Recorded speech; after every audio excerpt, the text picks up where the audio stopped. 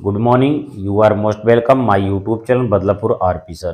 तो मेरे Badlapur RP sir YouTube channel से आप जुड़ जाइए। यह एक फ्री ऑफ कॉस्ट निःशुल्क जो है यह एक यूट्यूब मेरा चैनल है जिसमें मैं यूपी बोर्ड और सीबीएसई बोर्ड के ग्रामर सेक्शन कंटेंट को पढ़ाता हूं। कुछ समय बाद टेक्स्ट बुक को पढ़ाऊंगा। तो आज हमारा जो सबसे इम्पोर्टेंट टॉपिक है वह यूपी बोर्ड के क्लास 11th और क्लास 12 में पाठ्यक्रम में निर्धारित किए गए 7 फिगर ऑफ स्पीच का मैं एक्सप्लेन करूंगा। उसके बारे में बताऊंगा कि सातों फिगर ऑफ स्पीच क्या क्या होते हैं और उसको हम कैसे एक शैम्पू नामक फार्मूला द्वारा चुटकियों में याद कर सकते हैं उसके नाम को। तो हम चलते हैं अपने टॉपिक की तरफ। और एक चीज़ और बताना चाहूँगा कि अब जो है जो बोर्ड का क्वेश्चन एग्जाम में जो पूछा जाता है वह आपके पोएट्री अर्थात पोएट्री जो पोएट्री होता है उसके पोएम से उसकी कविताओं में से कुछ लाइंस दिए जाते हैं और उसमें पूछा जाता है कि यह इस लाइन में कौन सा फिगर ऑफ स्पीच है। तो मैं आपसे यही कहूँगा कि अगर आपको फिगर ऑफ स्पीच तैयार करना है तो आपके पोएट्री में देखिए जितने भी हर लेसन में जो जो फिगर ऑफ स्पीच है उस लाइन को सिलेक्ट कर लीजिए और उसको आप तैयार कर लीजिए। उसी से एग्जाम में पूछा जाएगा। और कभी कभी फिगर ऑफ स्पीच सातों में से किसी एक या दो का डेफिनेशन देके एक का परिभाषा इंग्लिश में और उसका एग्जाम्पल पूछा जाता है। तो इस तरह हमारे क्वेश्चन बनते हैं। तो हम चलते हैं अपने टॉपिक की तरफ। तो हमारा टॉपिक है फिगर ऑफ स्पीच मीन्स अलंकार होता है। इसका डेफिनेशन क्या है कि द फिगर ऑफ स्पीच अलंकार is departure from the ordinary form of expression are the ordinary course of ideas in order to produce a greater effect। तो एक बार फिर से रिवाइंड कर दे रहा हूं कि the figure of speech is departure from the ordinary form of a expressions are the ordinary course of ideas in order to produce a greater effect कहने का मतलब है कि अलंकार वह होता है जो किसी अभिव्यक्त के या अपने विचार के सामान्य रूप अथवा विचारों के सामान्य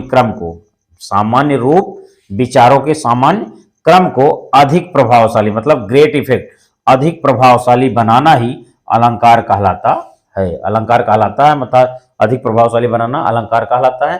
कहने का मतलब है किसी वाक्य की शोभा बढ़ाने वाले शब्दों को हम क्या कहते हैं या काव्य की शोभा बढ़ाने वाले शब्दों को अलंकार कहते हैं। तो अलंकार जो है वह 7 है आपके पाठ्यक्रम के अनुसार। वैसे तो काफी होते हैं लेकिन जो आपके पाठ्यक्रम में है 7 फिगर ऑफ स्पीच। तो उनको हम कैसे याद करते हैं तो उसके लिए हम चलते हैं एक फार्मूला की तरफ।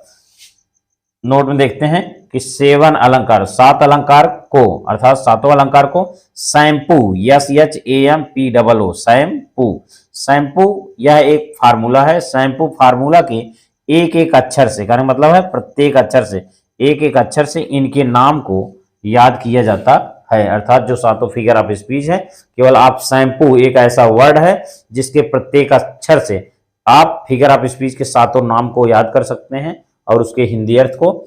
तो शैम्पू में 7 अक्षर है SHAMPOO 1 2 3 4 5 6 7। तो ये 7 अक्षर हैं। तो हम चलते हैं सातों शैम्पू के एक अक्षर द्वारा सातों फिगर ऑफ स्पीच बारे में देखते हैं। उनके क्या क्या नाम है, उनकी क्या हिंदी मीनिंग है, उनकी क्या आइडेंटिफाई है।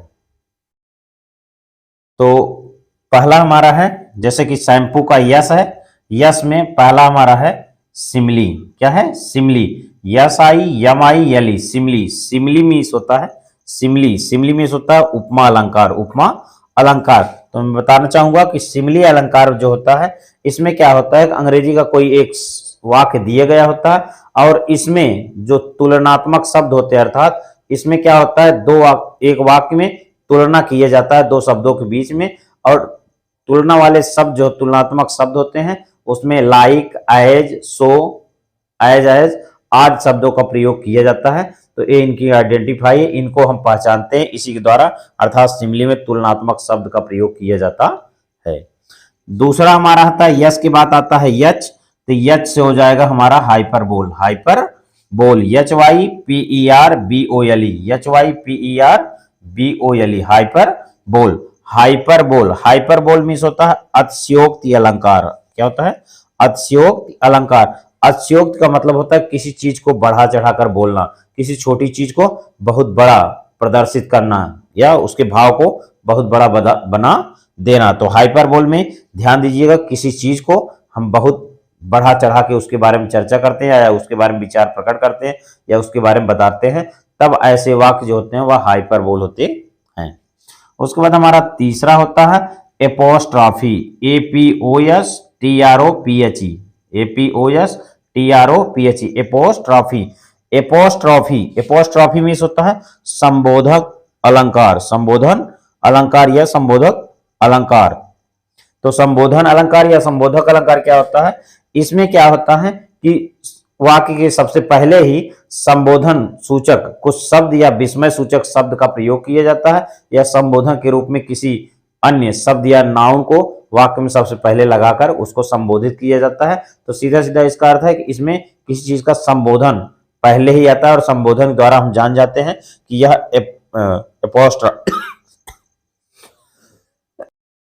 तो हम संबोधन के द्वारा ही जान जाते हैं कि यह संबोधन अलंकार है या संबोधक अलंकार है। उसके बाद ए के बाद आता है यम।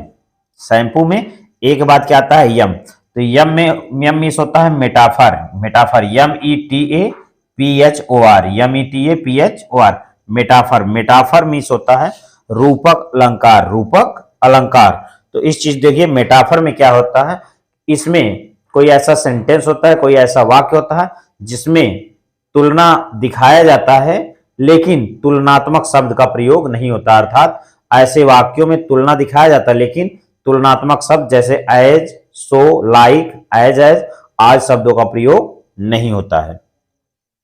उसके बाद यम के बाद आता है आपका पी। पी से हमारा होता है पर्सोनिफिकेशन। क्या होता है? Personification, PERSONIFICATION। फिर देखिए PERSONIFICATION, पर्सोनिफिकेशन। पर्सोनिफिकेशन मीन्स होता है मानवीकरण अलंकार, मानवीकरण अलंकार। जैसा कि नाम से स्पष्ट है, मानवीकरण अलंकार मतलब मनुष्य या सजीव जिस तरह क्रियाएं करता है उसी तरह इसमें क्या होता है, किसी निर्जीव चीज को हम सजीव मानकर उसके क्रिया करते हैं या सजीव मान लेते हैं। कहने का मतलब सीधा सीधा अर्थ है कि मानवीकरण अलंकार मतलब कोई ऐसी निर्जीव चीज जो सजीव की तरह काम करे या उसको कल्पना के रूप में सजीव मान लिया जाए, तब ऐसे अलंकार जो होते हैं वह क्या होते हैं? पर्सोनिफिकेशन या मानवीकरण अलंकार होते हैं। पी के बाद हमारा आता है ओ। तो ओ मीन्स होता है oxymoron, oxymoron, OXYMORON, oxymoron. Oxymoron means होता है विरोधाभास अलंकार, विरोधाभास अलंकार। विरोधाभास मतलब विपरीत। इसमें क्या होता है कि विरोधाभास अलंकार में क्या होता है, कोई एक ऐसा सेंटेंस होता है जिसमें दो ऐसे वर्ड का प्रयोग किया जाता है जो एक दूसरे के विपरीत होते हैं, एक दूसरे के विरोध में होते हैं। तो ऐसे सेंटेंस जब आते हैं तो ये ऑक्सीमोरन होते हैं। हमारा लास्ट है, शैम्पू का लास्ट अक्षर है ओ।